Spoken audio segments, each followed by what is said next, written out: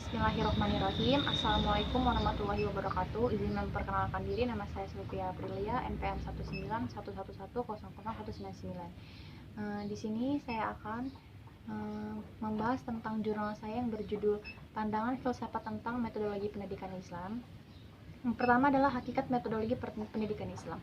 Dalam penggunaan metode pendidikan Islam, yang perlu dipahami adalah bagaimana seseorang pendidik dapat memahami hakikat metode dan revolusinya dengan tujuan utama pendidikan Islam, yaitu terbentuknya pribadi yang beriman, yang senantiasa siap sedia mengabdi kepada Allah Subhanahu wa taala. Di samping itu, pendidik pun perlu mendorong beberapa didik untuk menyelidiki dan meyakini bahwa Islam merupakan kebenaran yang sesungguhnya, serta memberi peserta didik dengan praktis amaliyah yang benar serta pengetahuan dan kecerdasan yang cukup. Yang selanjutnya ada macam-macam metodologi pendidikan Islam. Yang pertama adalah metode pembiasaan. Metode pembiasaan ini adalah sebuah cara yang bisa dilakukan untuk membiasakan murid berpikir, bersikap, dan bertindak sesuai dengan tuntutan ajaran Islam. Selanjutnya adalah metode pembiasaan menyangkut segi pasif. Mengenai zina dimulai penggunaan tahap nasihat sesuai firman Allah ayat surat Al-Isra ayat 32, artinya, dan janganlah kamu mendapatkan zina, sesungguhnya zina itu adalah suatu perbuatan yang keji dan suatu jalan yang buruk.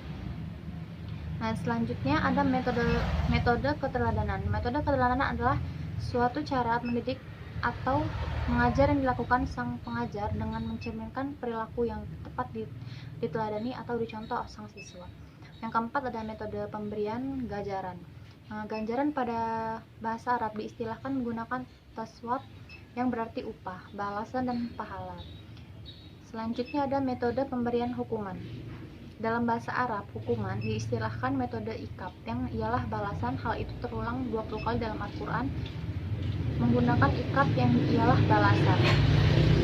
Selanjutnya metode ceramah. Metode ceramah merupakan penyampaian sebuah materi pembelajaran menggunakan cara penuturan, ekspresi kepala anak didik atau layaknya ramai. Selanjutnya adalah metode tanya jawab. Dan selanjutnya adalah metode diskusi. Secara umum, diskusi merupakan suatu proses yang dilibatkan dua individu atau lebih, berinteraksi secara lisan dan saling berhadapan. Selanjutnya ada metode pemberian tugas.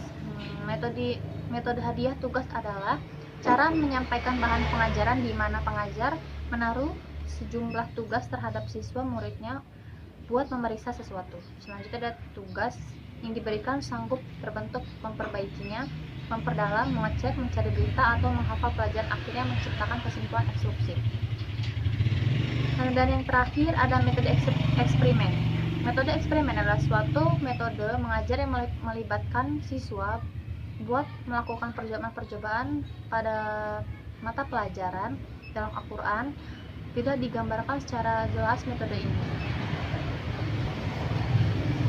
Selanjutnya, implikasi metodologi dalam pendidikan dasar Islam. Pengembangan kurikulum adalah proses penyusun kurikulum oleh pengembang kurikulum dan kegiatan yang dilakukan agar kurikulum yang dihasilkan dapat menjadi bahan acuan yang digunakan untuk mencapai tujuan pendidikan.